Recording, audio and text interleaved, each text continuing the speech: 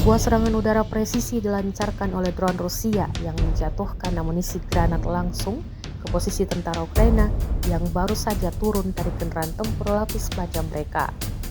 Rekamannya diunggah di Telegram pada Jumat, 11 April 2025. Insiden ini terjadi di salah satu sektor garis depan yang belum diungkapkan lokasinya. Berdasarkan rekaman yang dirilis, drone terlihat membuntuti kendaraan lapis baja Ukraina, lalu menjatuhkan muatan eksplosif tepat setelah pasukan keluar dari kendaraan. Ledakan terjadi dalam hitungan detik, menyebabkan sejumlah tentara mengalami luka yang serius.